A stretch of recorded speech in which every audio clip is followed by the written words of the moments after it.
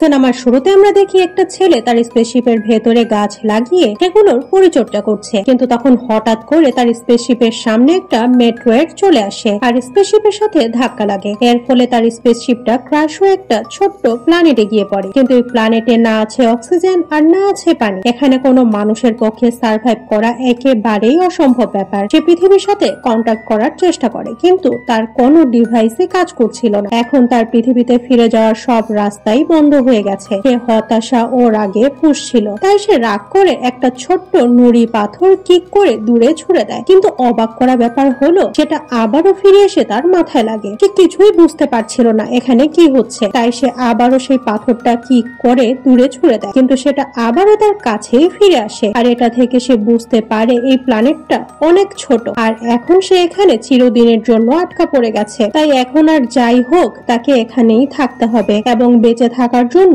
খাবারও খেতে হবে। তাই সে এর জন্য চেষ্টা শুরু করে দেয়। সে স্পেসশিপের ভেতর থেকে গাছ বের করে এনে প্ল্যানেটে লাগাতে শুরু করে, কিন্তু এই প্ল্যানেটের অবস্থা এমন যে এখানে কোনো গাছ জন্মাতে পারবে না। এখানে এক ফোঁটা পানি বা অক্সিজেন নেই, তাই নিমিষেই গাছগুলো মরে যেতে শুরু করে। তাই এখন আর বেঁচে থাকার সব আশা শেষ হয়ে গেছে। এখন ছেলেটা শুধু মৃত্যুর জন্যই অপেক্ষা করতে থাকে। তার আর কিছুই ভালো লাগছিল না। তখন হঠাৎ করে একটা পিঙ্ক কালারের স্পেসশিপ এই প্ল্যানেটে ক্র্যাশ করে। এটা হয়তো কোনো একটা এলিয়েন শিপ। ছেলেটা যখন সেই স্পেসশিপটা চেক করার জন্য যায় তখন সেখানে কাউকেই দেখতে পায় না, কিন্তু যখন সে আশেপাশে তাকায় তখন দেখে সেখানে কারো পায়ের চিহ্ন রয়েছে। যখন সে পায়ের চিহ্ন অনুসরণ করে সেই মানুষটাকে খুঁজছিল তখন হঠাৎ করে কিছু একটা গড়িয়ে এসে তার পায়ে লাগে। এটা আসলে তার গাছের চারাগুলোর ঢাকনি। এটা এখানে কিভাবে এলো সেটা যখন সে বোঝার চেষ্টা করছিল তখন হঠাৎ করে সে তার সামনে একটা গাছ বড় হতে দেখতে পায়। সেই গাছটা ধীরে ধীরে আরো বড় হচ্ছে।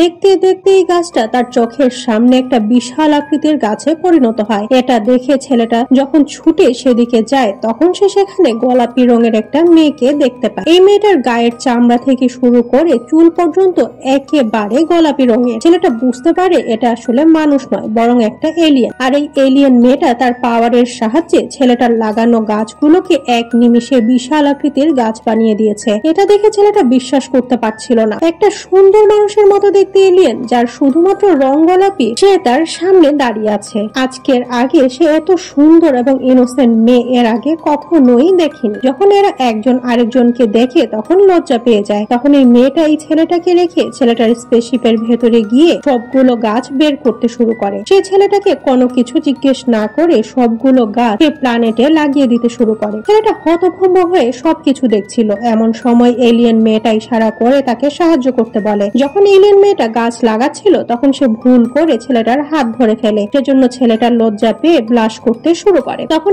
এলিয়েন মেয়েটা ছেলেটাকে খুব মনোযোগ দিয়ে দেখে, কারণ ছেলেটার হেলমেটের ভেতরে তার নিঃশ্বাস নেওয়ার জন্য বাষ্প হতে শুরু করেছে। আর এর মানে হলো ছেলেটার স্পেস স্যুটের ভেতরে অক্সিজেন শেষ হয়ে গেছে, সে যে কোনো সময় মারা যাবে। তাই এলিয়েন মেয়েটা ছেলেটার মাথা থেকে হেলমেটটা খুলে ফেলে, কিন্তু ছেলেটা ঠিক মতো নিঃশ্বাস নিতে পারছিল না। তখন এলিয়েন মেয়েটা একটা ম্যাজিকের সাহায্যে এই প্ল্যানেটের অ্যাটমসফিয়ার চেঞ্জ করে ফেলে। দেখতে দেখতে এই প্ল্যানেটটা পৃথিবীর মতো হয়ে যায় আর এখানে ছেলেটা খুব সহজেই নিঃশ্বাস নিতে পারবে। শুধু তাই না, এই এলিয়েন মেয়েটা তার ম্যাজিকের সাহায্যে ছেলেটার আনা সবগুলো গাছকে বড় করে দেয়। এখন এই পরিত্যক্ত প্ল্যানেটটা একটা সুন্দর গ্রহে পরিণত হয়ে গেছে। এভাবেই কিছুদিন কেটে যায়। আমরা দেখি তাদের লাগানো গাছ এখন মজাদার এবং রসালো ফল দিচ্ছে। ছেলেটা সবার প্রথমে একটা আম নিয়ে এসে এলিয়েন মেয়েটার কাছে যায়, কারণ সে চাইছিল তাদের লাগানো গাছের ফল সবার প্রথমে এলিয়েন মেয়েটা যাতে টেস্ট করে। এখন আমরা দেখি এর মাঝে এরা দুজন অনেক ভালো বন্ধু হয়ে গেছে। এখন এরা দুজন একসাথে থাকার ডিসিশন নেয়। তাই তারা নিজেদের স্পেসশিপ একখানে জোড়া লাগিয়ে একটা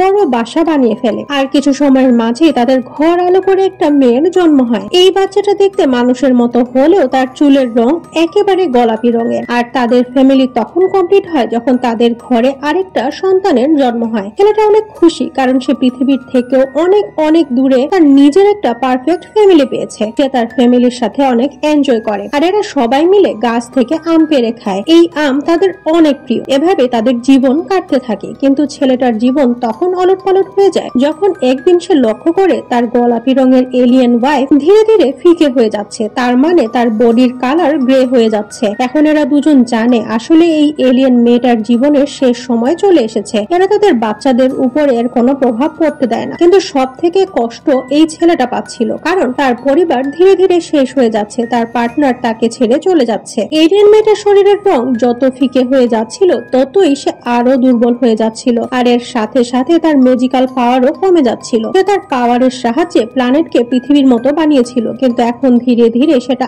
আবারও আগের মতো হয়ে যাচ্ছে। একদিন এই ছেলেটা দেখে তার লাগানো আম গাছটা একেবারে শুকিয়ে গেছে। এটা দেখে সে ছুটে তার ওয়াইফের কাছে যায়। তার অবস্থা এখন আগের থেকে অনেক খারাপ হয়ে গেছে, আর দেখতে দেখতে সেই এলিয়েন মেয়েটা ছেলেটার হাতেই নিজের শেষ নিঃশ্বাস ফেলে। তার বডির গোলাপি রং ধোঁয়ার মতো হয়ে আকাশের দিকে উড়ে যায়, আর এর সাথে সাথে এই প্ল্যানেটের অক্সিজেনও শেষ হয়ে যায়। এখন এই ছেলেটার নিঃশ্বাস নিতে অনেক কষ্ট হচ্ছিল, আর সে অজ্ঞান হয়ে যায়। কিন্তু এটাই এই গল্পের শেষ নয়। যখন তার জ্ঞান ফিরে আসে তখন দেখে তার সন্তানদের মাঝেও এলিয়েনের পাওয়ার রয়েছে, যেমনটা তাদের মায়ের কাছে ছিল, আর এর ফলে এই প্ল্যানেটের অ্যাটমসফিয়ার আবারও আগের মতো হয়ে যায়। এখন এই ছেলেটা আবার নিঃশ্বাস নিতে শুরু করেছে। ছেলেটা তার ওয়াইফের কষ্ট ভুলে আবারও তার সন্তানদের সাথে বাঁচতে শিখে, কারণ না এখন তার জীবন শেষ হয়ে গেছে আর না বেঁচে থাকার আশা। এখন তার বেঁচে থাকার প্রধান কারণ হলো তার সন্তানেরা। আমরা দেখি অনেক সময় কেটে গেছে আর এরা আবার সুখে শান্তিতে তাদের জীবন কাটাচ্ছে। এখানে তারা একটা ছোট্ট প্রাণীও পায়। এই প্রাণীটার নাম তারা ম্যাঙ্গো রাখে। এভাবে কিছুদিন কেটে যায়, আর তখন হঠাৎ করে তাদের প্ল্যানেটে আরেকটা স্পেসশিপ এসে ক্রাশ করে, আর এই স্পেসশিপের রং হলো গাঢ় বেগুনি। আর এটা দেখে সেই ছেলেটা আবারও ব্লাশ করতে শুরু করে, যেমনটা সে তার এলিয়েন ওয়াইফের হাত ধরা দেখে করেছিল। সামনে কে আছে আর স্পেসশিপ থেকে কে বের হয়ে এসেছে সেটা আর আমরা দেখতে পাই না। মনের মাঝে এই প্রশ্ন রেখে সিনেমাটা এখানেই শেষ হয়ে যায়।